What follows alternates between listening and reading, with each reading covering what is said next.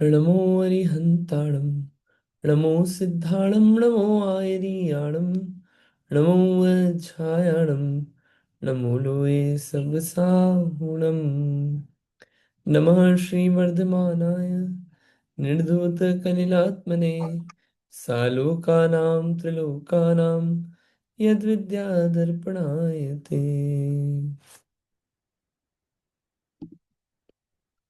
महान ग्रंथ श्री रत्नकरण श्रावकाचार 150 श्लोक। 150 में से 66 श्लोकों में 66 रत्नों में अपन ने अभी तक सम्यक दर्शन, सम्यक ज्ञान और सम्यक चैत्र में अणुव्रत का स्वरूप समझा कि जिसे सच्चे देव शास्त्र गुरु मिल गए उसे सम्यक दर्शन की शुरुआत हो गई। उसी को सात तत्व पता चले, सात तत्व पता चल के उसी को सम्यक दर्शन हुआ कि मैं आत्मा हूँ, ऐसा श्रद्धान हुआ। और वही सम्यक दृष्टि और वही और वही सम्यक दृष्टि 8 अंग सहित है, 8 मद रहित है, 6 मूर्ताओं से रहित, अनायतनों से रहित है, 3 मूर्ताओं से रहित है। ऐसा स्वरूप मैं क्या, मैं कौन हूँ और मैं क्या नहीं हूँ, मेरा शरीर नहीं है, ये पूरा भान हुआ, अनुभवन हुआ और मैं आत्मा ही हूँ, ये श्रद्धान हुआ।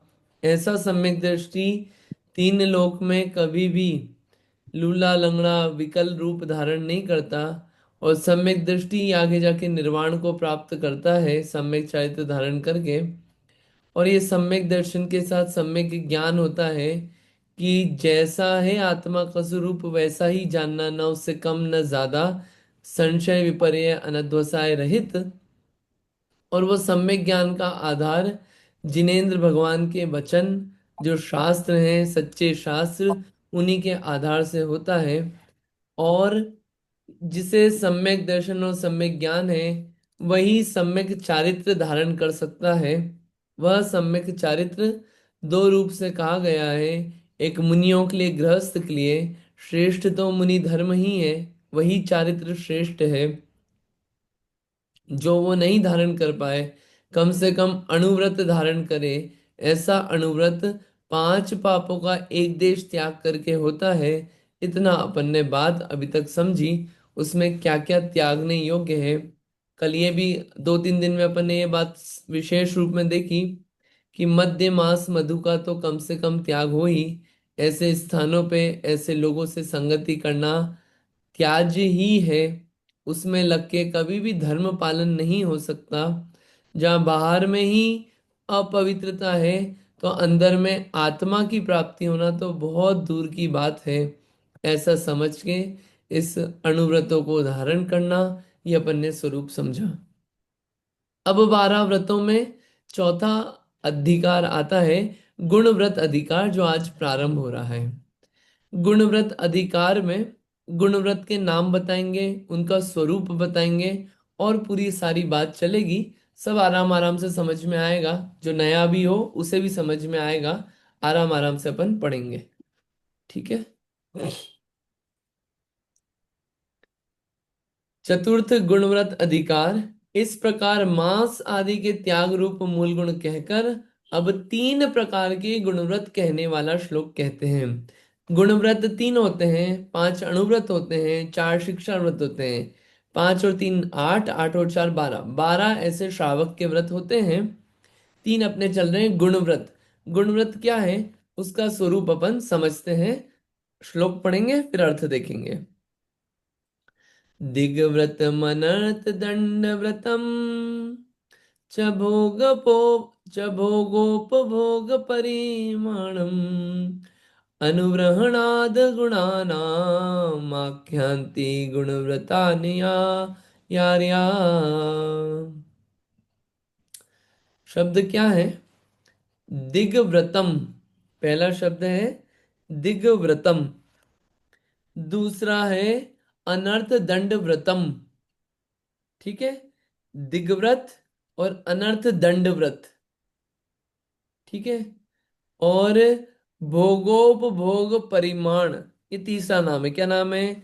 भोगोपभोग परिमाण। और अगला शब्द है अनुव्रहणात्। अनुव्रहणात् इसका मतलब है बढ़ाने से।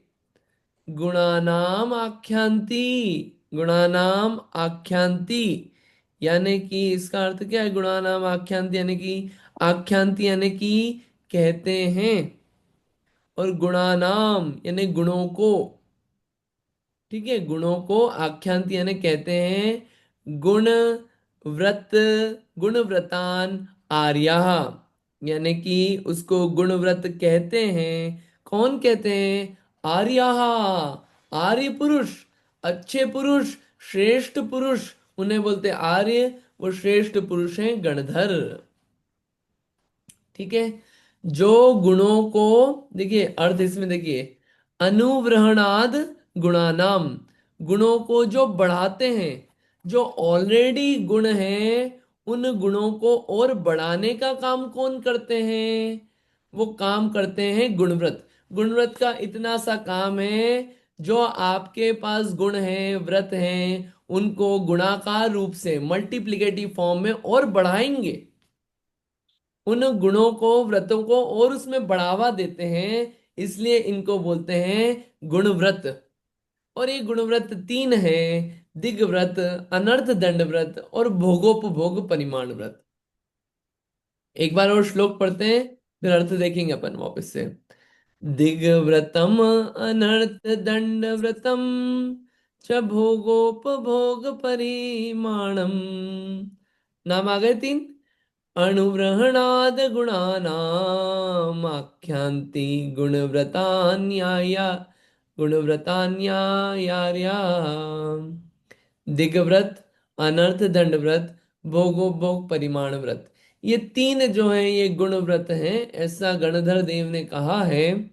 और ये गुण व्रत क्या करते हैं? गुणों को अणुव्रहणाद, व्रहणाद और बढ़ाते हैं। जो अणुव्रत हैं उनको और गुणाकार रूप से बढ़ाते हैं। ये कार्य है गुणव्रत का। ठीक, अर्थ समझ में आया होगा। अब इसको अपन पढ़ते हैं, इसी में से अर्थ, फिर आगे की बात समझ में आएगी। अनम्यूट करिएगा और पढ़िएगा, जिसे भी रीड करना हो फिर से अनम्यूट एक कर। बार अर्थ समझा अंकित, फिर से अर्थ बात बता देना, अर्थ जी एक बार। बिल्कुल बिल्कुल। ये श्लोक में गुणव्रत अधिकार चल रहा है। तो पहले, सबसे पहले क्वेश्चन होता है गुणव्रत क्या है? तो ये दो शब्दों में आ गया, अनुव्रहणाद गुणानाम। जो गुणों को, किसको? अणुव्रत आदि जो गुण हैं इनको व्रहणाद और गुणाकार रूप से बढ़ाता है, और उसमें बढ़ोतरी लाता है गुणाकार रूप से, उसे बोलते हैं गुणव्रत। ऐसा आप कोई पूछेगा किसने कहा? आख्यांति आर्या। आर्य यानी कि श्रेष्ठ पुरुष। श्रेष्ठ पुरुष कौन है? भगवान और गणधर देव, इन्होंने इसको गुणव्रत कहा है। वो गुणव्रत कितने टाइप का है? तो दिग्व्रत, अनर्थ दंड व्रत और भोगोपभोग परिमाण व्रत, ऐसे करके तीन ये जो हैं ये गुणव्रत होते हैं। ये इसका अर्थ अंकित, है। ये शिक्षा व्रत में भी आते हैं ना? क्या है, कहीं कहीं आपको शिक्षा व्रत में मिलेंगे। यहाँ पे आप दूसरे ग्रंथों में देखेंगे ना, छडाला वगैरह में, वहां पे दिग्व्रत, देशव्रत और अनर्थ दंड व्रत ऐसा दिया है हम्म। गुणव्रत में। और यहाँ पे दिग्व्रत, अनर्थ दंड व्रत और भोगोपभोग परिमाण व्रत दिया है। तो यहाँ पे अलग अपेक्षा ली आचार्य ने, वहां पे अलग तरीके से दिया है। तो ऐसा आपको इंटरचेंजेबली मिलेगा। यहाँ पे ठीक है। रत्नकरण शावकाचार में इस रूप से दिया है कि ये तीनों जो हैं ये गुणव्रत हैं। यहाँ पे इस रूप से दिया है, ऐसा आपको पाठांतर अच्छा। मिलेगा। हम्म। हाँ ठीक है। अर्थ पढ़ेंगे, अर्थ पढ़िए अनम्यूट करके। जिसे भी रीड करना हो आप कर सकते हैं रीड। मैं पढ़ती हूँ। हम्म। आर्य अर्थात जो भगवान भगवान गदर देव हैं, वे दिग्व्रत, अनर्थ दंड व्रत, भोगोपभोग, परिणाम परिमाण व्रत, ये तीन व्रत हैं। उन्हें अणु व्रतों को गुणाकार रूप बढ़ाने वाले होने से गुणव्रत कहते हैं। इस शब्द दस को ध्यान दिशाओं में। रखिए, इस शब्द को ध्यान रखिएगा, अणुव्रतों को गुणाकार रूप से बढ़ाने वाले। अब ये जो चीज है ना, ये तीनों पे लगेगी। अपन इसका स्वरूप देखेंगे ना, आपको ये मेन थीम सब में मिलेगी, सारे व्रत में। आगे। 10 दिशाओं में गमन करने की मर्यादा करना वह दिग्व्रत है। जिससे कुछ कार्य तो सत्ता नहीं, किंतु हमेशा पाप ही होता है। बिना प्रयोजन ही दंड भुगतना पड़े वह अनर्थ दंड है। ऐसे अनर्थ दंडों का त्याग करना वह अनर्थ दंड व्रत है। जो एक बार भोगने में आवे वह भोग, तथा जो बारंबार भोगने में आवे वह उपभोग कहलाता है। ऐसे भोग और उपभोग का परिमाण करना वह भोगोपभोग परिमाण व्रत है। ठीक है। ये तीन चीजें, तीन आए, तीनों में देखिए थीम गुणाकार रूप से अणुव्रत को बढ़ा रहा है। कैसे? 10 दिशाओं में गमन करने की मर्यादा कर ली, तो अब जितना मतलब अलग अलग एरिया में अपन ने कि इससे बाहर नहीं जाएंगे, तब उससे बाहर का आपका त्याग हो गया। हिंसा, झूठ, चोरी, कुशील, परिग्रह का उस एरिया से बाहर त्याग हो गया आपका। तो अणुव्रत को उसने क्या करा, और बढ़ा दिया, उसमें और बढ़ोतरी करी कि पहले अमर्यादित सीमा में था, अब सीमा में आ गया। इसके अलावा अनर्थ दंड व्रत, जो बिना प्रयोजन, आगे स्वरूप आएगा, जो बिना प्रयोजन के पाप है, जिनसे कुछ नहीं सधता है। बस ऐसे ही एक उदाहरण यहीं पे दे देते हैं। जैसे कि सामने बैठा था एक व्यक्ति, अरे तुमने रिटायरमेंट ले लिया, क्यों ऐसे बैठे रहते, एक काम करो, एक प्लॉट खरीद लो, बढ़िया एक लैंड खरीद लो, वहां पे कॉलोनी काट दो, बढ़िया घर बना दो और बेच दो, खूब कमाई होगी, टाइम पास भी हो जाएगा। बताओ इससे अपना क्या प्रयोजन सधा? ना अपने को कोई पैसे दे रहा है, ना अपन पार्टनर बन रहे हैं, कुछ नहीं, बस फ्री की वो ऐसी एडवाइस दे दी। अब वो जितना उसमें खुदाई करेगा, जितना घर बनाएगा, उसमें अपना क्या प्रयोजन सधा? लेना ना देना, एक कोई प्रयोजन, मैं बोलूं प्रयोजन नहीं सध रहा है। बिना प्रयोजन के वहां पे क्या करा, अब दंड भुगतना पड़ेगा। मतलब खाया पिया कुछ नहीं, और फिर भी पूरा बिल पे करना पड़ेगा। तो इसको बोलते हैं अनर्थ दंड। और इस अनर्थ दंड का त्याग करना, इसे बोलते हैं अनर्थ दंड व्रत। लेना ना देना कुछ है नहीं, फिर भी उस बारे में पाप की एडवाइस दे रहे हैं अपन। ठीक है, अपने को घर चाहिए हो, वहां पे प्रयोजन है, यहाँ पे कुछ प्रयोजन ही नहीं है, तो ये क्या है, ये अनर्थ दंड कहलाते हैं। तीसरा है भोगोपभोग परिमाण व्रत। क्या है? भोग बोलते हैं जो एक बार उपयोग में आए वस्तु। जैसे कि भोजन, एक बार किया तो उसी भोजन को वापस नहीं खा सकते, वो कहलाता है भोग। उपभोग जैसे वस्त्र आदि, एक बार पहन लिए, कल फिर पहन लिए, धो के फिर पहन लिए, ये उपभोग की वस्तु है। तो जो अपन ने परिग्रह परिमाण करा था, जो अपन ने परिमाण किया था ना, उसमें भी अपन ने और कमी कर ली भोग उपभोग के साधनों में। उसे कहते हैं भोगोपभोग परिमाण नाम का व्रत। ऐसे ये तीन प्रकार के गुण व्रत हैं। आगे डिटेल में स्वरूप आएगा, तब और क्लियर होता जाएगा। ठीक है, आगे पढ़ते हैं। आप किसी को श्लोक पढ़ना हो तो एक बार पढ़ लीजिए, और फिर अपन आगे चलेंगे। अनम्यूट करते जाइए और पढ़ते जाइए ये श्लोक।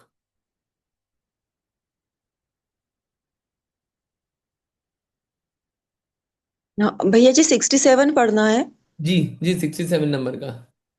दिग्व्रत अनर्थदंडव्रतं च भोगोपभोगपरिमाणम् अनुबृह अनुवृहणाद गुणानामाख्यान्ति गुणव्रतान्यार्याः।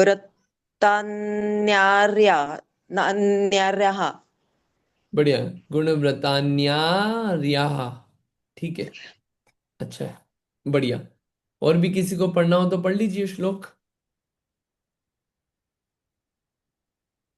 ओके, मैं पढ़ती हूँ।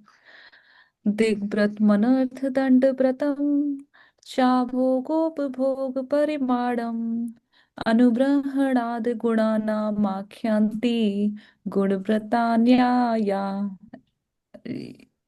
तान्याया गुणव्रतान्यार्याः। यहाँ। बढ़िया। हाँ, ओके। यार्याः, यार्याः ऊपर रेफ है ना ऐसा, तो पहले र पढ़ते हैं, फिर याह। ओके। दिग्व्रतमनवर्थ दिग्वर्तमर्थदण्डव्रतं च भोगोपरिणाम वणुर्वणाद् गुणानाम ख्याति गुणव्रतान्याय गुणव्रतान्याय। गुणव्रतान्या और फिर गुरुतन्या आर्याहा। ऐसे तोड़ के पढ़ लीजिए। गुणव्रतान्या गुणव्रतान्या आर्याहा। आर्यः। बढ़िया, बहुत अच्छा। Thank बढ़िया, ठीक है। मैं पढ़ू। हाँ, पढ़िए पढ़िए। दिग्व्रत दिग्व्रत मनर्थ दंड व्रतम च भोगोपभोग परिमाणम अनुगृह्णाद गुणानामा ख्याति गुणाव्रतान्यार्याः। बढ़िया, ठीक है, अच्छा है। Thank you. चलिए आगे मैं पढ़ते। पढ़ूं। हाँ, पढ़िए पढ़िए। दिग्व्रतम नर्थ दंडव्रतम च भोगोपभोग परिमाणम अनुवृहनाद गुणानामा ख्यान्ति गुणव्रतान्यार्यः। ठीक है, बहुत अच्छा, बढ़िया। तो यहाँ पे पूरा अपना अणुव्रत से आगे अपन गुणव्रत पे आ रहे हैं। ये गुणव्रत में ये तीन सीमाएं बांध ली। अनर्थ दंड का त्याग हो गया। अप्रयोजनीय जो पाप हो रहे थे, जिनसे कुछ प्रयोजन की सिद्धि नहीं होती, उसका त्याग हुआ। भोगोपभोग में और परिमाण हो गया, ये भोगोपभोग परिमाण व्रत है। इन सब का डिटेल्ड स्वरूप अब अपने समझेंगे और देखते जाएंगे। सबसे पहला है दिग्व्रत। कि दिग्व्रत क्या होता है उसको देखते हैं। मुझे एक चीज याद आई। इन 12 व्रतों पे क्षमा सागर जी महाराज के प्रवचन हैं। वो सभी के अच्छे हैं, ऐसा नहीं है, लेकिन क्षमा सागर जी महाराज के एकदम यूनिक है, यूनिक। कम शब्दों में, टू द पॉइंट, और बहुत अच्छा स्वरूप उन्होंने बताया। मैंने कभी सुने थे, मुझे याद आया एकदम। आप लोग भी सर्च करके सुनना। 12 व्रत पे प्रवचन क्षमा सागर जी महाराज के। वो एकदम बहुत शानदार है, पढ़ने सुनने लायक है। आप लोग समय निकाल के सुनना पूरा 12 व्रत का। कैसे कैसे निकाल सकती हैं? लिंक भेज देंगे ढूंढ के ग्रुप पे। हाँ हाँ ओके। बहुत अच्छे हैं, सुनने लायक है वो। हाँ मैं क्षमा सागर में ऐसे सुनती हूँ, मेरे को अच्छा लगता है। बहुत वो बढ़िया, ये वाले बहुत उसको आप यूनिक वो है ना। गाते हैं तो भी अपने को बहुत अच्छा गाते हैं, मेरे बढ़िया। को अच्छा। अब दिग्व्रत का स्वरूप कहने वाला श्लोक कहते हैं। दिग्वलयं परिगणितं कृत्वा तो हम बहिर्नयास्यामि इति संकल्पो दिग्व्रता मामृत्यणुपाप विनिवृत्त्यै। दिग्वलयं परिगणितं कृत्वा तो हम बहिर्नयास्यामि इति संकल्पो दिग्व्रत मामृत्यणुपाप विनिवृत्त्यै। दिग्व्रत का स्वरूप इसमें बता रहे हैं।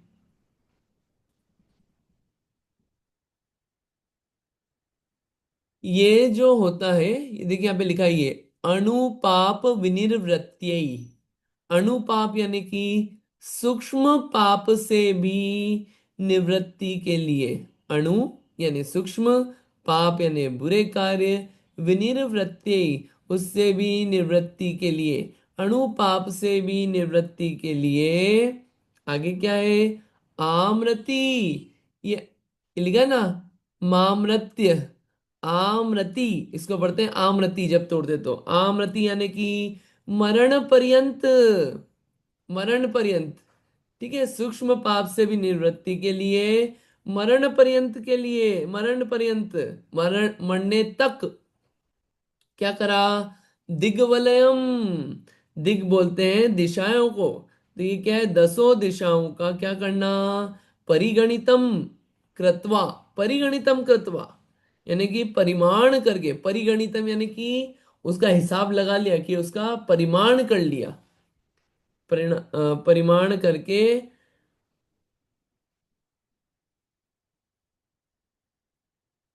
बहिर, हम्म इससे बाहर, इससे बाहर क्या नहीं करना? न यास्यामी, न यास्यामी, मैं नहीं जाऊंगा। इति संकल्पो, इस प्रकार की संकल्प और प्रतिज्ञा को क्या कहते हैं? दिग्व्रत कहते हैं। दिग्व्रत में क्या हुआ? प्रश्न होता है, दिग्व्रत किसे बोलते हैं? अणुपाप विनिर्वृत्ते इज इक्वल्स टू दिग्व्रत। सूक्ष्म पाप से भी छूट जाना वो दिग्व्रत है। पाप है अहिंसा में, पहले हिंसा पहले ही छोड़ के आए, पांच पाप को पहले ही छोड़ के आए, अणुव्रत धारण किए। लेकिन उससे भी और सूक्ष्मता है पापों में, उन पापों से भी छूटने के लिए दिग्व्रत धारण किया जाता है। क्वेश्चन कब तक के लिए? आमृति, मरण पर्यंत तक। अच्छा, कैसे धारण किया जाता है? दशों दिशाओं में सीमा बांध ली जाती है, परिगणितम। दसों दिशाओं में परिमाण किया जाता है। क्या परिमाण किया जाता है? कि अब इन दसों दिशाओं के जो हमने सीमा बांध लिए, इससे बाहर मैं नहीं जाऊंगा, ऐसा संकल्पो, ऐसा संकल्प करना दिग्व्रत कहलाता है। ठीक है, अर्थ समझ में आ गया वर्ड टू वर्ड? दिग्वलयम परिगणितम कृत्वा तो अहम, कृत्वा अत अहम बहिर्न यास्यामि इति संकल्पो दिग्व्रतम आमृत्य अणु पाप विनिर्वृत्यै। ऐसा ये पूरा श्लोक है। समझ में आ गया होगा? एक बार और श्लोक पढ़ते हैं, फिर अर्थ पढ़ेंगे। दिग्वलयं परिगणितं कृत्वा तो हम बहिर्नयास्यामि इति संकल्पो दिग्व्रत मामृत्यणुपाप विनिर्वृत्यै। अर्थ पढ़ते हैं, कोई अनम्यूट करिएगा और इस अर्थ और भावार्थ को पढ़िए, क्या लिखा है। हम पढ़े भैया जी। पढ़िए बिल्कुल। अर्थ 10 दिशाओं के समूह में परिमाण करके परिणाम की हुई सीमा के बाहर परिमाण की हुई, गमन, परिमाण की हुई सीमा। परिमाण की हुई सीमा के बाहर गमन नहीं करूंगा। अणु मात्र पाप की निवृत्ति के लिए भी मरण पर्यंत संकल्प करना, यह दिग्व्रत नाम का गुणव्रत है।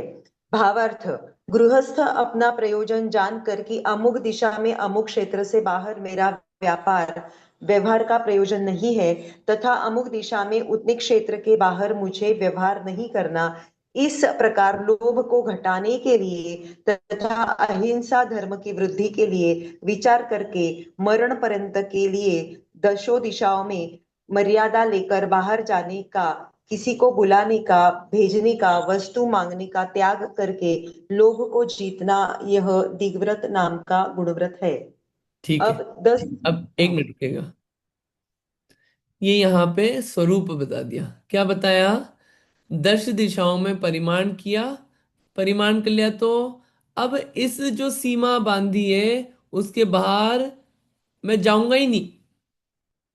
उससे क्या हुआ कि उसके बाहर जाके, उस क्षेत्र में जाके जो पाप होता, झूठ बोलते, चोरी करते, कुशील होता, परिग्रह होता, उस सब से बच गए। और उसमें क्या हो गई? लिमिटेशन हो गई, अणुमात्र पाप की निर्वृत्ति। अब जो और जो पाप था, पाप की ओर सीमा आ गई, सीमा बांध ली अपन ने पाप की, कि अब इससे ज्यादा तो पाप नहीं हो पाएगा, इतनी सीमा में रह के ही होगा जो भी होगा। अणुव्रत तो पहले ले लिया, और कम कर लिया हमने, एरिया भी उसको कर लिया। डायमेंशंस होते हैं ना, सब डायमेंशंस होते हैं। इस समय पे नहीं करूंगा, इस जगह पे नहीं करूंगा, इन चीजों से नहीं करूंगा, ये होते हैं ना डायमेंशंस। ऐसे ही डायमेंशंस आ गए कि अब मैं क्षेत्र से बाहर नहीं करूंगा पाप। तो पाप की वहां पे कमी हुई है। इस कुछ लोग करते हैं, इस समय पे नहीं करूंगा, व्रत के दिन आए, अष्टमी चौदस आई, 10 लक्षण पर्व आए, कि इन 10 दिनों में हम ये पाप नहीं करेंगे। ये काल की मर्यादा में, कि हमने काल कर लिया। अभी दिग्व्रत में क्या है? दिग्व्रत में जीवन पर्यंत के लिए, टाइम लिमिट तो अपन ने जीवन पर्यंत कर ही लिया, लेकिन अब एरिया कितना, कि इस एरिया के बाहर मैं गमन ही नहीं करूंगा, उस एरिया के बाहर गमन नहीं करूंगा। तो गमन संबंधी जितना पाप हो सकता था, गमन करने के बाद वहां पे रह के जो अपने को साधन मिलते, उनसे जो पाप होता वो हमारा बच जाता है। वहां से कुछ परिग्रह लाते, वो हमारा बच जाता है। वहां रह के जो अपना आदान प्रदान होता, झूठ बोलने में आता, चोरी होती, उससे भी बच गए। दुनिया भर के जितने कार्य है उससे बच जाते हैं। इसलिए दशों दिशाओं का परिमाण कर लिया जाता है। यहाँ पे लिखा है गृहस्थ अपना प्रयोजन जानकर। गृहस्थी में रह रहा है ये व्यक्ति दिग्व्रत वाला, जॉब कर रहा है, बिजनेस कर रहा है, बड़े बड़े व्यापार है, इंडस्ट्री भी चल रही है। उसने जान लिया कि देखिए मेरा काम तो कपड़े का है, और मेरा कपड़ा तो भारत में और बांग्लादेश से आता है। ऐसा किसी ने करा। मेरा नॉर्थ अमेरिका, साउथ अमेरिका और ये ऑस्ट्रेलिया, इस सब जगह जगह जाने का त्याग, इन दिशाओं में जाने का त्याग, सीमा बांध ली ना उसने। वहां कमी हुई, और फिर वहां व्यवहार भी नहीं करेगा उस जगह पे, तो क्या हुआ मेरे को उसका। एक बात पूछनी है। एक मिनट। तो उसका लोभ घटा, उसका लोभ घट गया। उतना उसका लोभ घटा है, कषाय घटी।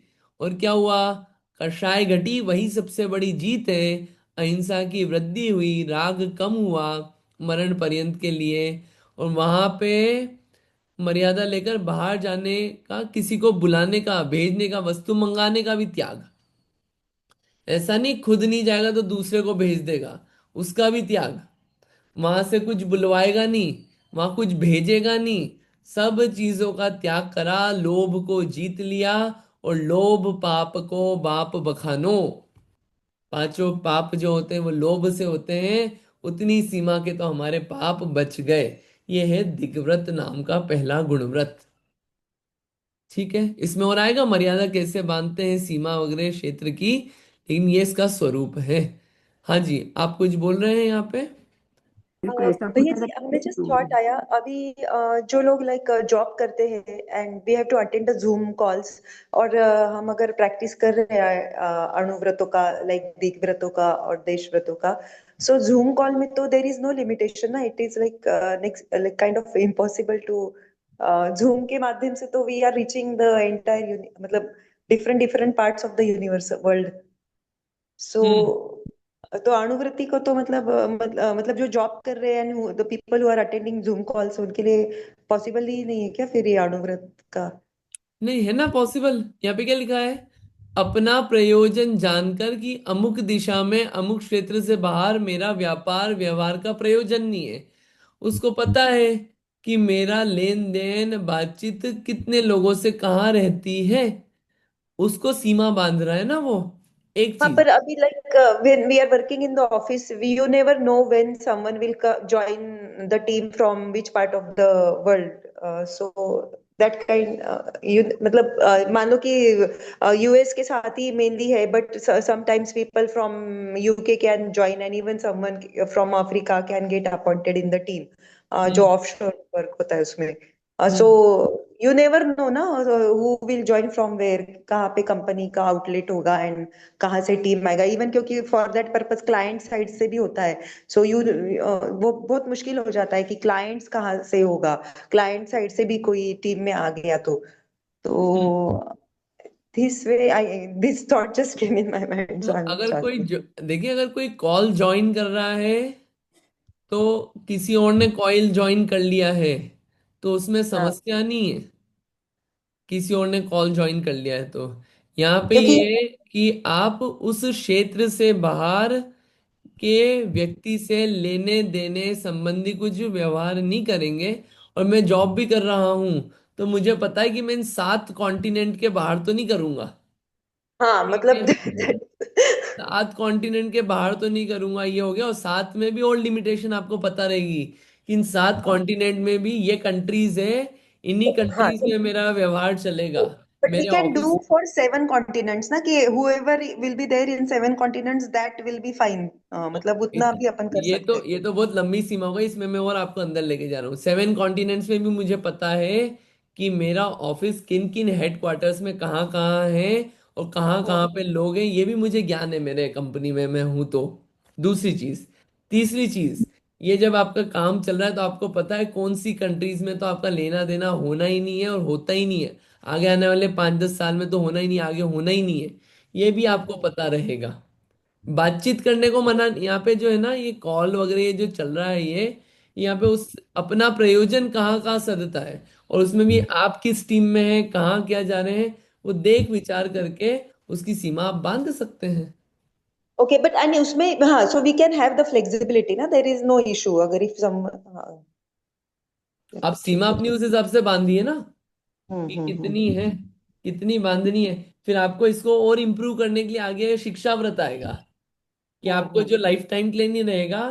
जैसे कि आगे मैं आपको उसको एक ग्लिम्स आंसर देने के लिए ग्लिम्स दे देता हूँ, देश व्रत आएगा एक, कि दिग्व्रत हम्म। में जो सीमा बांधी है 7 कॉन्टिनेंट्स की, उसमें और सीमा हम्म। बांध ली कि 1 साल तक मैं इंडिया से बाहर कहीं किसी से लेन देन कुछ नहीं करूंगा। मुझे पता है 1 साल तक मेरा कोई भी व्यापार बिजनेस इंडिया से बाहर होना ही नहीं है। ओके, मैंने 1 साल के लिए इंडिया से बाहर का त्याग कर दिया। ये मेरा देश व्रत हो गया। आगे आएगा शिक्षा व्रत में। तो दिग्व्रत में बड़ी सीमा, बड़ी बाउंड्री है। देश व्रत में आपकी बाउंड्री और छोटी हो जाएगी कम टाइम के लिए। तो ऐसे कम धीरे time धीरे। हाँ। वो कम टाइम के रहे लिए करेंगे, देश व्रत में हाँ, और देश लिमिटेड व्रत में समय। कम टाइम के लिए होता है, ये लाइफ टाइम के लिए होता है। हाँ ये मतलब अंतर इसमें है। अपन flexibility accordingly we can have the flexibility कि अभी इस पर्टिकुलर 6 मंथ्स में इतना ही प्रोजेक्ट पे काम है, तो इस 6 मंथ तक अभी अपना और अपन उसको लिमिट में ला सकते हैं वॉट वो एवर दे व्रत। वो देश व्रत में होता है। दिग व्रत में तो हाँ जो भी देश व्रत, बांध देंगे आप, वो लाइफ टाइम की रहेगी। एक व्रत की लाइफ टाइम की रहेगी, ओके जी, ओके मरण ठीक है। पर्यंत लिखा है ना, मरण पर्यंत तक। हाँ हाँ राइट राइट तो राइट, कुछ एक तो व्रत सीमा की बन life- रहे, कि समुद्रों की हमारा त्याग जो भी है, समुद्रों में भी होता है बिजनेस वगैरह, उसका त्याग, मतलब वो बांधी जा, और थोड़ी व्यवस्थित सीमा बांधी जाती है। पता रहता है व्यक्ति को कि जूम कॉल में भी हमारा कितना लेन देन कैसा हिसाब का चल रहा है, वो समझना चाहिए कि हमारा कितना रूप से उसमें इन्वॉल्वमेंट है। बाकी ये छोटी चीज है। मैं आपको जूम कॉल से हटके अभी दूसरा बता रहा हूँ बड़ा। यहाँ पे वापस मेन पे आता हूं मैं, कि उस क्षेत्र में गमन करने का त्याग सबसे पहले। जिस जगह पे नहीं जाना है, जिस जगह काम नहीं पड़ना है, उसका त्याग, वो त्याग नहीं होता है जनरली। फिर उसके बाद उसके बाहर से कुछ मंगवाएंगे नहीं, कुछ भेजेंगे नहीं, इसका त्याग। फिर अपन जूम कॉल वगैरह उसको विशेष रूप से देखें क्या है। ये पहले बड़ी बड़ी चीजों को तो टैकल करें। ऐसा करके विचार करके दिग्व्रत में सीमा बांधी जाती है। और देखते हैं कि सीमा, ये मर्यादा कैसे बांधते हैं, इसको अपन देख लेते हैं हम। और कोई भी कुछ बोल रहा था क्या? कुसुम आंटी जी, आप कुछ बोल रहे थे क्या? मैं ऐसा पूछती थी कि कोई टेम्पररी नहीं ले सकते, नहीं परमानेंट लेना पड़ता है, एक हाँ, साल के लिए या ऐसा नहीं ले सकते? अगर आप उसको ले लीजिए 1 साल के लिए, हम उसको दिग्व्रत नाम नहीं देंगे। अच्छा। हम उसको दिग्व्रत नहीं बोलेंगे। हम उसको बोलेंगे अच्छा अभ्यास कर रहे हैं आप व्रत लेने का, हम ऐसा बोलेंगे। हम उसको दिग्व्रत नहीं बोलेंगे। दिग्व्रत तो मरण पर्यंत तक होता है। अच्छा।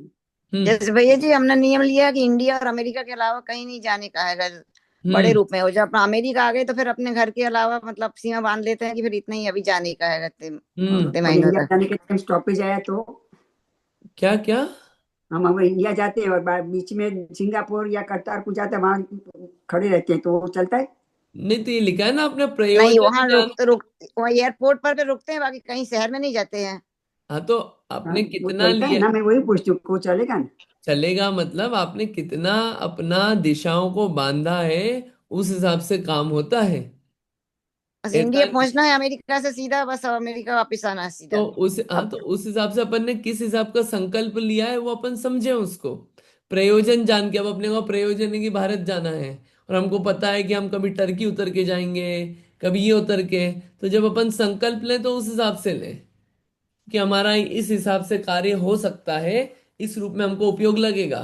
तो हमारा इस रूप से इतना ही त्याग है कि एयरपोर्ट की सीमा के बाहर नहीं जाएंगे। जी वो कॉन्सेप्ट मतलब कि कितना हमारा प्रयोजन है, उस हिसाब से हम मतलब दूसरे डेस्टिनेशन। देश नहीं जाना, केवल इंडिया भर जाएंगे और कहीं नहीं हाँ, जाएंगे ऐसा अब, मतलब। हाँ, तो ये आपका भी अगर लाइफ टाइम तक है तो वो दिग्व्रत जी नहीं कहलाएगा। वो आपका दिग्व्रत नहीं कहलाएगा। क्यों नहीं कहलाएगा? क्योंकि आपने ये 12 व्रत का संकल्प पूर्वक नहीं लिया है। ऐसा नहीं होगा कि कोई हमने यहां से यहां तक का त्याग कर दिया, अब हम दिग्व्रती हो गए, नहीं। दिग्व्रती वही होता है जिसने अणुव्रत धारण किए हुए हैं। अणुव्रत है नहीं, और अपन बोले हमने दिग्व्रत ले लिए, ऐसा हो नहीं सकता ना, क्योंकि दिग्व्रत काम ही ये कर रहे हैं, अणुव्रतों को और बढ़ा रहे हैं। बड़ा पाप तो अपना चल ही रहा है, संकल्प पूर्वक हिंसा का त्याग हुआ नहीं है, और अपन बोले हमने कि दिग्व्रत ले लिया। आपका काम अच्छा है, अच्छा अभ्यास रूप कार्य है, कि बाकी सब चीजों में जो आरंभ सारंभ में लगते हैं उसका आपने त्याग किया, लेकिन हम उसको दिग्व्रत संज्ञा नहीं देंगे, वो सम्यक चारित्र में नहीं आएगा। सम्यक चरित्र तो पूरा होता है, आधा अधूरा नहीं होता। कोई परिग्रह कम कर दे और बोले हम अणुव्रती हो गए, नहीं। आपको पांचों पापों को एक देश त्यागना पड़ेगा, तब जाके अणुव्रत होगा। अणुव्रत है, अब उसके बढ़ावे के लिए दिग्व्रत होता है। ऐसा स्वरूप है पूरा। ये सुन के आप वो मत हो जाना कि अरे हमने तो कुछ। अणुव्रत भैया कैसे अणुव्रत, मतलब वो समझ नहीं आया मेरे को। अणुव्रत तो अपन ने पढ़ा ना अभी, कितना यही तो पढ़ गया अणुव्रत अपन इतने टाइम तक। आप थे ना, पूरा जी। अधिकार वही तो चला अणुव्रत अपना, कि अणुव्रत क्या होता है, उसमें क्या करते हैं क्या नहीं करते हैं। संकल्प हिंसा का त्याग होता है, झूठ किस प्रकार का बोलना नहीं बोलना, सब बातें आई ना उसमें, तीसरे अधिकार में। तो वो तो अपने नियम रहते ही है ना भैया जी, पर का नियम है आपके कि जैसे संकल्प पूर्वक, संकल्प। आपने संकल्प पूर्वक ये त्याग किया है कि मैं पांच पापों जी। को छोड़ता हूं, ये आपने संकल्प पूर्वक लिया है अणुव्रत। जी मैंने संकल्प पूर्वक लिया है, अणु संकल्प हिंसा का त्याग है, झूठ का त्याग है। ये लिया है आपने, पांचों पापों को जी। त्यागा है परी के परिमाण में बांधा हुआ है। आपने। आपने ये सब किया हुआ है, पांचों पापों को छोड़ा हुआ है, ऐसे बोल के नहीं, संकल्प पूर्वक यहाँ मेरा हाँ, इसका त्याग है, पांचों पापों का। मन मन में संकल्प पूर्वक ही लिया, मतलब किसी के सामने नहीं लिया ऐसे। मन में संकल्प पूर्वक मतलब क्या मतलब, मन में संकल्प पूर्वक? मतलब मन में जो संकल्प कर लेते हैं ना अपन की, जैसे अणुव्रत में जो भी संकल्प है अपने, जैसे कि हर चीज का रहता है, जैसे व्रत खाने पीने से लेके हर चीज का। वो जो है ना, जो अब अपन ने खाने पीने से लेकर वो सब अभ्यास रूप है अपना काम। अभक्ष भक्षण का और ये तब अभक्ष सब। भक्षण, ये व्रत नहीं कहलाते हैं, अभक्ष भक्षण त्याग वगैरह। ये सब सदाचार है। सदाचार और अणुव्रत में जमीन आसमान का अंतर है। सदाचार जो होता है वो तो नेचुरली सिंपल शांति से जीने के लिए है। अणुव्रत ये होते हैं कि अपने चारित्र में वृद्धि के लिए, वो होता है अणुव्रत। पांच पापों का पूरा त्याग किया जाता है, संकल्पी हिंसा आदि का त्याग किया जाता है कि मैं इस जीव को मारूं। इस रूप कभी भाव नहीं आएगा, वचन से नहीं होगा, मन से नहीं होगा। झूठ मैं बोलूंगा नहीं। अब झूठ का भी स्वरूप है उसमें, किसी का घर बिगड़ जाए, किसी की आजीविका बिगड़ जाए, किसी को अपशब्द, बुरे शब्द, किसी को दिल दुखने वाले शब्द, ये नहीं बोलूंगा, वो सत्यानुव्रत है। ऐसे आप पूरा स्वरूप वापिस से पढ़ना। और इतना जब किसी को हुआ है तो वो जाता है गुरु के पास या भगवान के सामने, और वहां संकल्प करता है। श्रेष्ठ तो ये हो कि गुरु हो, कि अपने को गाइड कर पाए। भगवान के सामने भी यथा योग्य नहीं हो तो उस समय करके, फिर गुरु आपको जानेंगे योग्य कि हाँ आप ठीक हैं, आप पालन कर पाएंगे, तो वो लिया जाए। फिर उसमें कि हाँ मैंने त्याग किया है, मैंने व्रत धारण किए हैं।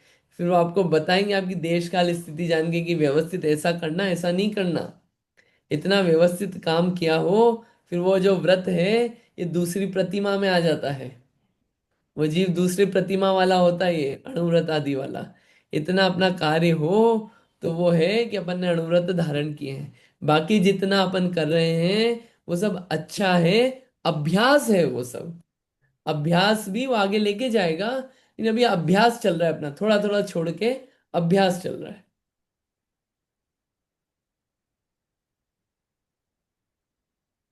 पर आजीवन आजीवन का तो ले सकते हैं ना अपन अभ्यास में भी। लीजिए आजीवन में भी अभ्यास का लीजिए, कोई दिक्कत नहीं है, तब भी हम उसको अभ्यास ही बोलेंगे।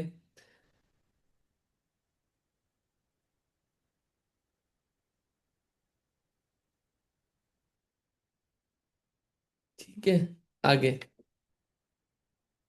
अब 10 दिशाओं की मर्यादा किस प्रकार करना, यह बताने वाला श्लोक कहते हैं। चले आगे, चलते हैं। मकरा कर सरी दटवी, गिरिजन पद योजना निमरे आदा, प्राहुर्दिशां दशानां प्रतिसंहारे प्रसिद्धानि।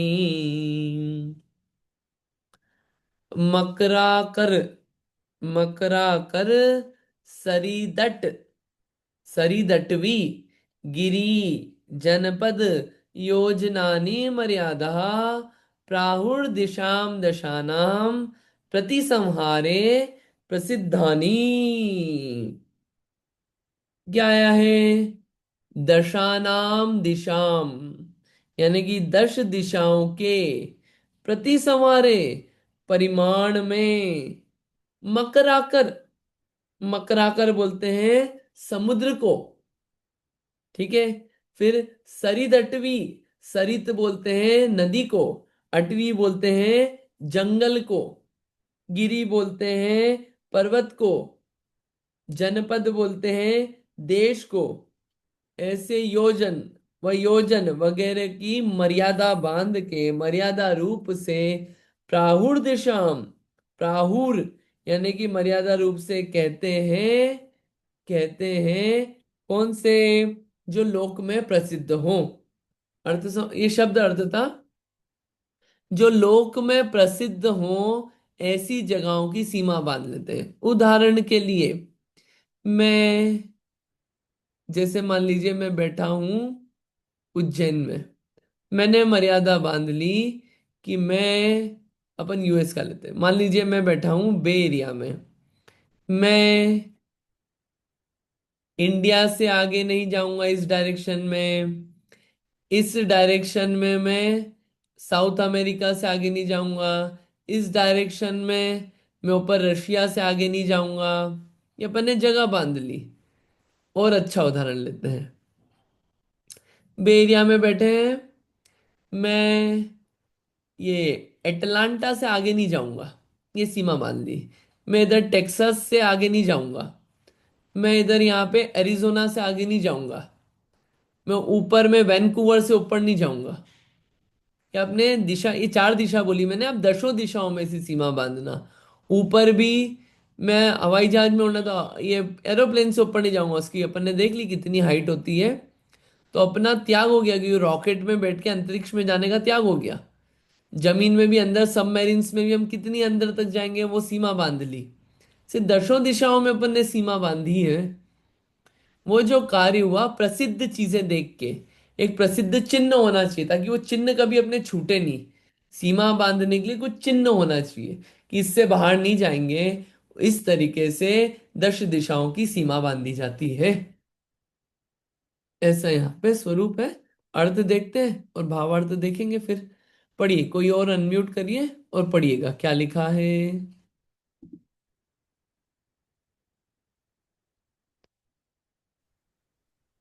मैं पढ़ू?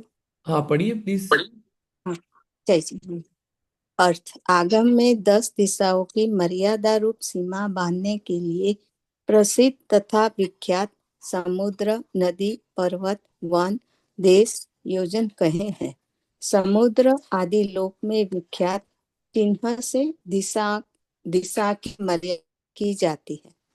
मर्यादा लेने वाला मरण पर्यंत ली हुई मर्यादा के बाहर के क्षेत्र में गमनागमन नहीं करता है। अब 10 दिशाओं की मर्यादा धारण करने वाले के क्या होता है, यह बतलाने वाला श्लोक कहते हैं। इन 10 दिशाओं के बाहर देखिए, उसका कोई गमन नहीं है, जा नहीं रहा है, संकल्प पूर्वक त्याग कर दिया। तो वहां पे बताइए उस एरिया में हिंसा, झूठ, चोरी, कुशील परिग्रह कुछ होगा? बिल्कुल भी नहीं होगा। ये हो गया ना, अणुव्रत को गुणाकार रूप से बढ़ा दिया। दिग्व्रत इतना बड़ा काम करता है। इसलिए जो आप बोल रहे थे कि देखो जहाँ नहीं जाते हो वहां का त्याग कर दो, अभ्यास करते हैं लोग इसलिए इस प्रकार का, कि वहां के पाप से तो बचे हम, वहां के जाने के आने के संकल्प विकल्प से तो बचे। क्यों रखना इतने संकल्प विकल्प? हमारी अंदर इतनी विशुद्धि हो गई कि हम इतने दयावान हो गए, छोड़ दिया वहां का विचार घूमने का। और मुख्य बात, ये व्रत क्या काम कर रहे हैं, दिग्व्रत वगैरह, ये जितना घूमना बाहर में चलता है, वो घूमना छोड़ के थोड़ी स्थिरता है। उपयोग भी स्थिर होगा, ये उपयोग स्थिर हो होके क्या होगा, अंदर में स्थिर होगा। और वह अंदर में उपयोग का स्थिर होना ही सम्यक चारित्र है। इन व्रतों का प्रयोजन है ये, कि अभी तक ये उपयोग जो बाहर भटकता था दशों दिशाओं में कहीं भी अनलिमिटेड, उसको सीमा में बांध लिया। अब वो सीमा में बांध के ज्यादा नहीं भटकेगा, और जब ज्यादा नहीं भटकेगा, इस उपयोग को फुर्सत मिलेगी, फुर्सत मिलके या अपने अंदर स्थिर होगा। जिसका श्रद्धान किया है, जिसको जाना है, उसमें लीन होने का प्रयत्न करेगा। ये है इसका प्रयोजन।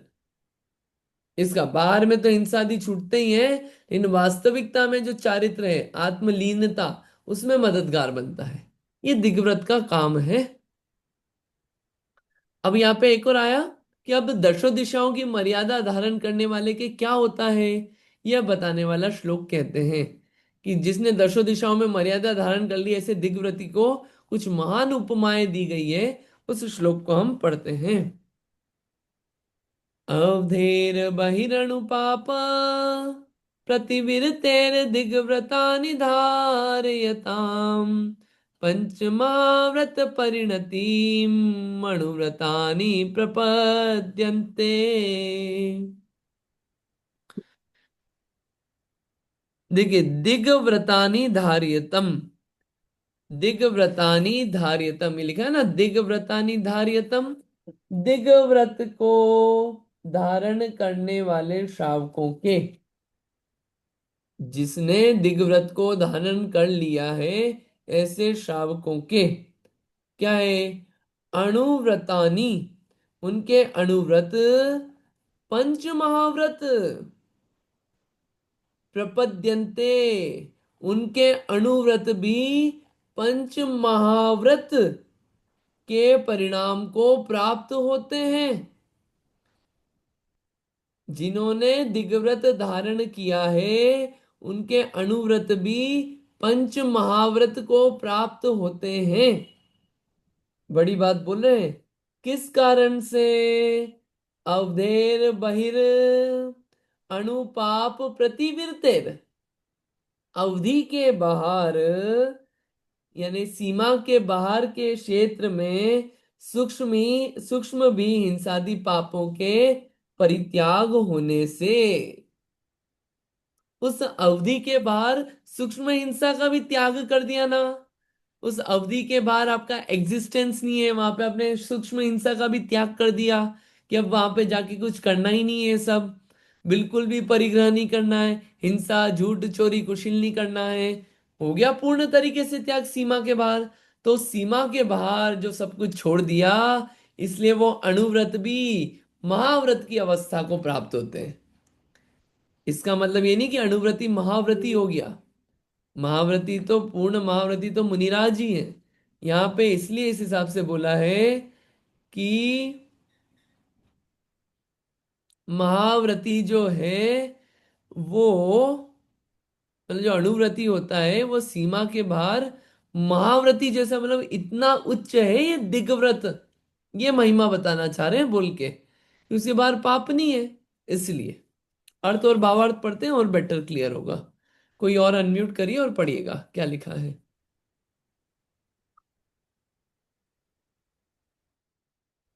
मैं पढ़ती हूँ। हम्म। अर्थ, दीर्घव्रतों को धारण करने वाले गृहस्थों के मर्यादा के बाहर अनुमात्र भी पाप प्रवृत्ति से विरक्तता होने से वे अनुव्रत ही महाव्रतों की अवस्था को प्राप्त हो जाते हैं। भावार्थ, जो अनुव्रती गृहस्थ 10 दिशाओं की मर्यादा लेकर रहते हैं, उनकी मर्यादा के भीतर तो अनुव्रत ही रहे, किंतु मर्यादा के बाहर समस्त त्रस्थावर जीवों की हिंसादि पांचों पापों का त्याग होने से अनुव्रत ही महाव्रत पाने की परिणति को प्राप्त हो जाते हैं। अब कहते हैं कि जिसने क्षेत्र की मर्यादा ली है, उसके अनुव्रत को सीमा के बाहर के क्षेत्र में महाव्रत पने की परिणति को प्राप्त होना क्यों कहते हो? मर्यादा के बाहर साक्षात महाव्रत ही कहो। उसे उत्तर देने वाला श्लोक कहते हैं। ये देखेंगे यहाँ पे तो ये दिया है, बस इतना एक स्टेटमेंट दे दिया इस श्लोक में कि सीमा के बाहर उसके अणुव्रत महाव्रत अवस्था को प्राप्त हो जाते हैं। मर्यादा के भीतर तो अणुव्रत ही रहे, लेकिन मर्यादा के बाहर महाव्रत में होता क्या है? रस और स्थावर जीवों की हिंसादि 5 पापों का त्याग कर दिया। तो जब सीमा के बाहर ये सब त्याग हो गया है, तो वो अणुव्रति महाव्रत रूप से परिणति को प्राप्त होते हैं। ऐसा यहाँ पे उस दिग्व्रत की गजब महिमा कही है कि बताइए, महाव्रत रूप अवस्था हो गई। उस मतलब ये दिग्व्रत जो है कितना बड़ा काम कर रहा है। महाव्रत की उपमा दे दी इसे, दिग्व्रत को। इतना महान व्रत है। तो ये आपको डेफिनेशन क्लिक करिए जो अपन ने फर्स्ट डेफिनेशन पढ़ी थी। गुणाकार रूप से बढ़ाने वाला, अणुव्रतों को गुणाकार रूप से बढ़ाने वाला जो होता है वो गुणव्रत होता है। दिग्व्रत में वो सब दिखा आपको, ये सब लक्षण ये यहाँ पे बता रहे हैं। ये सब कार्य हैं, ये करने वाले कार्य हैं। ऐसे हमने 4 श्लोकों के द्वारा पढ़ा है। अब आगे यही अब प्रश्न उठा है कि आपने उसको महाव्रत क्यों बोल दिया? महाव्रत बोलना जरूरी था क्या? महाव्रत कैसे है? फिर उसके अतिचार वगैरह आएंगे, फिर अनर्थ दंड आएगा। उन सब बातों को हम लोग आराम आराम से और पढ़ेंगे। आज इतना ही रखते हैं। क्विक रिवीजन करते हैं 2 मिनट में। पहली बात कि अगर अणुव्रत धारण कर लिए, अणुव्रत को गुणाकार रूप से बढ़ाना है, तो तो गुणव्रत धारण करना चाहिए। ये गुणव्रत दिग्व्रत, देशव्रत, दिग्व्रत अनर्थ दंडव्रत और भोगो भोग परिमाण व्रत हैं। दिग्व्रत में 10 दिशाओं में सीमा बांध ली जाती है। जीवन पर्यंत के लिए संकल्प कर लिया जाता है, इस सीमा के बाहर हमारा 5 पाप आदि का त्याग है। वो 10 दिशाएं किसी प्रसिद्ध क्षेत्र के आधार पे बांधी जाती है। हिमालय से आगे नहीं जाऊंगा, पैसिफिक ओशन से आगे नहीं जाऊंगा, कुछ सीमाएं बांधी जाती है जो सीमाएं थोड़ी टिकी रहे। प्रसिद्ध लिखा है ना, इसीलिए। और उस सीमा के बाहर उसके व्यक्ति के अणुव्रत भी महाव्रत की संज्ञा को प्राप्त होते हैं, क्योंकि वहां पे त्रस स्थावर आदि जीवों की हिंसा नहीं हो रही है उसके द्वारा, और 5 पाप आदि भी नहीं हो रहे हैं, इसलिए महाव्रत आदि रूप में कहे हैं। आगे और यहाँ पे प्रश्न आएंगे कि आप उसको अणुव्रत को महाव्रत रूप से परिणत होना क्यों कहते हो? आप साक्षात महाव्रत बोल दो ना। उस रूप से परिणत होना बोल रहे हो, इतना घुमा फिरा के बोल रहे हो। साक्षात महाव्रत बोल दो। साक्षात महाव्रत क्यों नहीं बोल रहे? या बोल दो अगर बोल रहे हैं आप तो इसलिए उसको बताएंगे और क्लैरिफिकेशन देंगे उसमें, जिसको अपन अगली बार देखेंगे। अंकित, रोज के रोज जो लेते हैं वो तो कुछ भी नहीं होता है ना उसका तो। नहीं, अच्छा काम है, अभ्यास है वो। जो रोज रोज हम्म। करते हैं, अपन ने सीमा बांध ली, बहुत हम्म। अच्छा अभ्यास है। अपना कम से कम उतना पाप का त्याग हुआ उस हम्म। दिन का। लेकिन हम उसको दिग्व्रत नाम नहीं देंगे। अच्छा। दिग्व्रत जीवन पर्यंत के लिए होता है। आप जीवन पर्यंत के लिए आपको, देखिए इसमें क्या कारण है। जीवन पर्यंत के लिए उस जगह से राग छूट गया। अब जीवन हम्म। पर्यंत के लिए उस जगह से राग छूटा, यानी कि चारित्र प्रकट हुआ। हम उसको हम्म। चारित्र संज्ञा देते हैं, हम मतलब ओके। आचार्य। और वो जो हम्म। चारित्र है, वही जब वहां से राग छूटा, तो वो जो उपयोग है, अब आपका उधर नहीं भटकेगा, थोड़ा सीमा में आया, और सीमा में आते हम्म। आते अंदर आएगा उपयोग। इसलिए उसको चारित्र बोला है इसको। और उसको ओके। अभ्यास, अच्छा काम है। हम्म। ये अभ्यास ही आगे लेके जाएगा, ऐसा करके हम्म। है बात। इसी से रिलेटेड मेरा प्रश्न है, इसी से रिलेटेड। जैसे हम्म। हमने अभ्यास रूप में ऐसे बोला कि मैं कैलिफोर्निया से बाहर नहीं जाऊंगा आज, हम्म। या नहीं जाऊंगी, हम्म। या फिर मैं बे एरिया से बाहर नहीं जाऊंगी। लेकिन अगर वो टीवी वगैरह देखी और उसमें वो स्थान आते हैं जो बाहर के हैं, तो उसमें दोष लगेगा क्या? या रील हम्म। वगैरह देखी तो उसमें दोष लगेगा क्या? क्या हम ऐसे कह सकते हैं कि फिजिकली गमन करने का त्याग है? अब कुछ देख लिया प्रोग्राम, कुछ रील आई, तो फिर उसमें क्या दोष लगेगा? वो थोड़ा असमंजस देखिए, क्रिएट अगर कर। आपने बोला कि फिजिकली जाने का त्याग है, तो दोष नहीं लगेगा। और अगर अपन दिग्व्रत की बात करें, तो दिग्व्रत के उसमें दिग्व्रत नहीं, दिग्व्रत में नहीं ले रही ये, वैसे जैसे अभ्यास रूप में प्रैक्टिस के लिए। अभ्यास रूम में, प्रैक्टिस रूम में आपने अगर ये बोला है कि हम उसके बाहर नहीं जाएंगे, तो अब हाँ आपने किस रूप से बाहर नहीं जाएंगे? मन वचन काय से, कि सिर्फ काय से? हाँ, एक वही वो चीज, मेरा प्रश्न है मन क्योंकि से तो, मन से मतलब ठीक है, मन में सोचना आ सकता है, वो अलग चीज है। लेकिन आपने साधन ऐसे उठाए जिससे आप मन से भी बाहर, मतलब गया तो नहीं व्यक्ति, क्या हुआ, किसी का स्टेटस देखा, कुछ लोग स्टेटस डालते हैं 20-20, हाँ हाँ जहां घूमने जाएंगे वहां का, तो स्टेटस देख देख के व्यक्ति घूम के आ जाता है पूरा। इन हाँ, व्रतों वही का मेरा प्रयोजन ही ये है कि जीव जो है वो बाहर ना भटक के, उन उधर उपयोग में ला के अंदर में उपयोग चाहे। अब डायरेक्ट फिजिकली गए, बेटर है, उससे बेटर है कि बाहर नहीं जा रहा है, वो अच्छी चीज है खुद, लेकिन फिर भी वो उपयोग भ्रमा ना कहीं दोष लग रहा है, वो दोष लग रहा है, अतिचार आदि वो है। उस रूप से और देख लूंगा मैं, लेकिन जो मुझे अभी समझ में आ रहा है, इन और और एक देख एक लूंगा। अपन प्रातःकाल वंदना पढ़ते हैं, उसमें लिखा है कि जो आज मैं नहीं खाऊंगा उसका मेरा त्याग है, तो ये ऐसा कैसा त्याग होता है?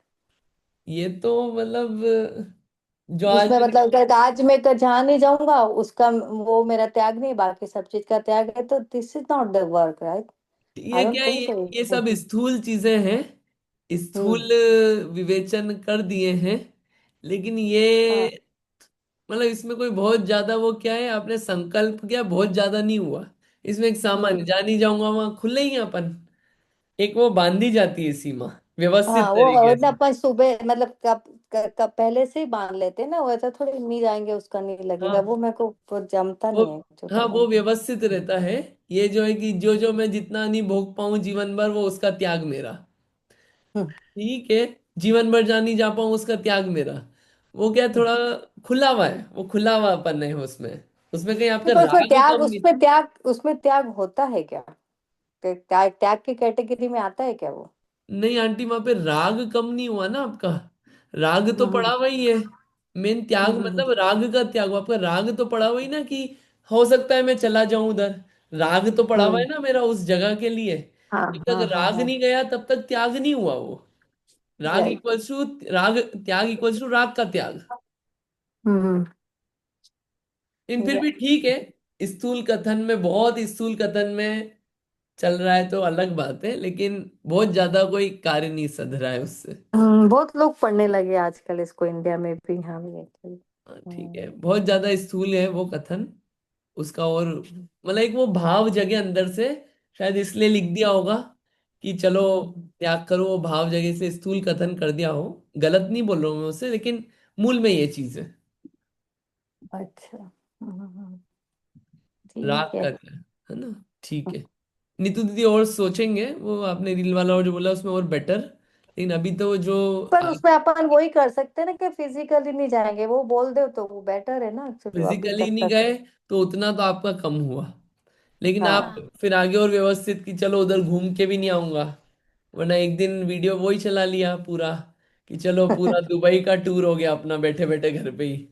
नहीं, तो कभी कभी अकस्मात आ जाता है, जैसे हमने कोई व्हाट्सएप ग्रुप पे गए और उसमें कोई ऐसी रील आ गई, जैसे कि हमने जैसे एक दिन बोला कि यहाँ नहीं जाऊंगे, और किसी ने कोई सोनागिरी का वीडियो डाला, या और कोई और तीर्थ डाला, और हमारा कैलिफोर्निया के अंदर का ही था जो हमारा त्याग था, कैलिफोर्निया से बाहर नहीं जाऊंगी, तो हम वो भ्रमण तो भले ही वो धर्म का ही था, लेकिन वो भ्रमण तो हो गया ना मन से, तो हाँ, तो वो कहने का मतलब था। अतिचार आदि लग सकते हैं, वो आगे आएंगे अतिचार, शायद उसमें आना चाहिए कि ये अतिचार है, यहाँ पे आएगा कुछ। हाँ अतिचारी है, राइट? वो अतिचारी हाँ, क्योंकि कहलाएगा। पूर्ण रूप से व्रत उल्लंघन नहीं हुआ है आपका, अतिचार आदि हाँ का हाँ। वर्णन आता है, अतिचार। तो अतिचार आदि है वो, कि आपका हाँ। उपयोग भ्रमा है बाहर में, ये उपयोग अंदर लाने हम्म। के लिए है ये सब व्रत, बाहर भटकाने के और लिए एक नहीं है। चीज, हाँ। और शिक्षा व्रत में तो वो लगते ही है ना दोष, तो अत्याचार तो आ ही जाते हैं। सारे व्रतों में हाँ। दोष लगते हैं, दोष अच्छी चीज नहीं है ऑल दो, लेकिन हम्म। अतिचार अलग होते हैं, अनाचार अलग होते हैं, पूर्ण भंग होना अलग चीज है। वो सब उसको जान के वो समझा जा सकता है, ऐसा लेकिन करके। कैलिफोर्निया के बाहर जाने का नियम लिया, और किसी का फोन आ जाए कहीं से, तो वो तो ले सकते हैं कि नहीं? नहीं ना, नहीं, नहीं दिग्व्रत में तो नहीं होगा वो काम। नहीं, दिग्व्रत में नहीं, अभ्यास रूप से।